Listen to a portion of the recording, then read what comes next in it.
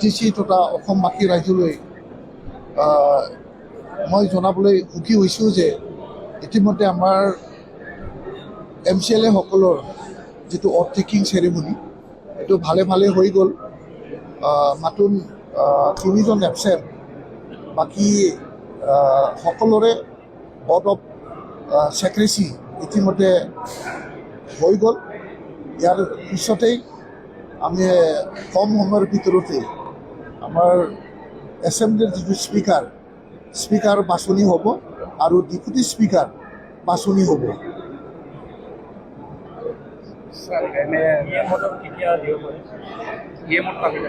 এইটো এতিয়ালৈকে মানে তাৰিখ ঠিক হোৱা নাই। কম সময়ৰ ভিতৰতে ইয়াৰ শপত গ্ৰহণ লোৱা হ'ব, খুব কম সময়ৰ ভিতৰতে। এইটো মানে এতিয়া মানে কাঠান্তে ক'ব নোৱাৰোঁ।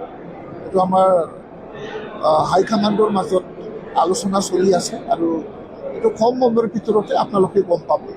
কিমানজন লোৱা হয়, কেতিয়া ল'ব আপোনালোকক মই জনাম আৰু সেইমতে আপোনালোকে আহক। আপোনালোকৰ যোগেদি গোটেই মানে ৰাইজক আমি জনাম। বিজেপিৰ লগত এলায়েন্স হ'ব নেকি? নাই, এইবিলাক এতিয়াও আলোচনা হোৱা নাই। এইটো পৰৱৰ্তী সময়ত আপোনালোকে গোটেইখিনি কথাবিলাক বুজি পাব। সময়ত আমি আপোনালোকক জনাম, আপোনালোকৰ জৰিয়তে আমি ৰাইজক অৱগত কৰিম এইখিনি।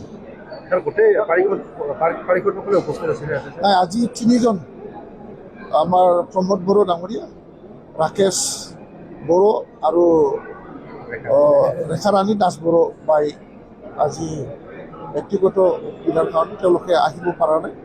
তেওঁলোকৰ শপত গ্ৰহণটো পিছত হ'ব।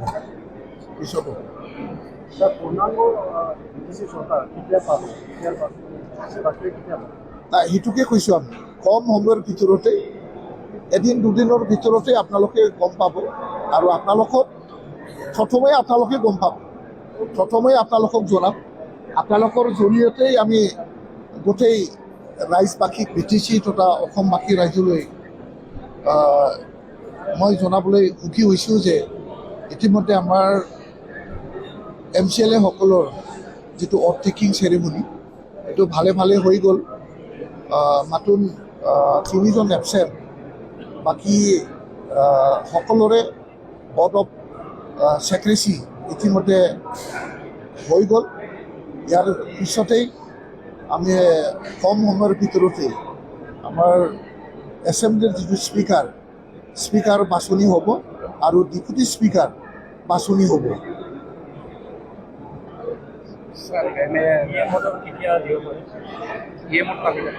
এইটো এতিয়ালৈকে মানে তাৰিখ ঠিক হোৱা নাই। কম সময়ৰ ভিতৰতে ইয়াৰ শপত গ্ৰহণ লোৱা হ'ব, খুব কম সময়ৰ ভিতৰতে। এইটো মানে এতিয়া মানে কাঠান্তে ক'ব নোৱাৰোঁ। এইটো আমাৰ হাইকমাণ্ডৰ মাজত আলোচনা চলি আছে আৰু এইটো কম সময়ৰ ভিতৰতে আপোনালোকে গম পাব। কিমানজন লোৱা হয়, কেতিয়া ল'ব আপোনালোকক মই জনাম আৰু সেইমতে আপোনালোকে আহক। আপোনালোকৰ যোগেদি গোটেই মানে ৰাইজক আমি জনাম। বিজেপিৰ লগত এলায়েন্স হ'ব নেকি? নাই, এইবিলাক এতিয়াও আলোচনা হোৱা নাই।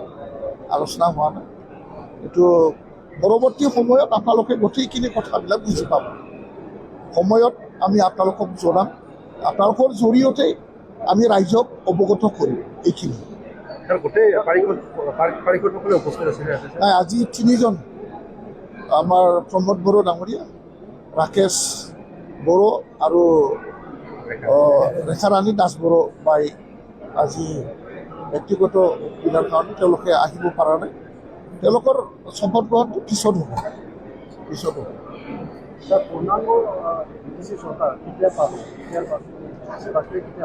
নাই, সেইটোকে কৈছোঁ আমি কম সময়ৰ ভিতৰতে, এদিন দুদিনৰ ভিতৰতে আপোনালোকে গম পাব আৰু প্ৰথমেই আপোনালোকে গম পাব, প্ৰথমেই আপোনালোকক জনাম।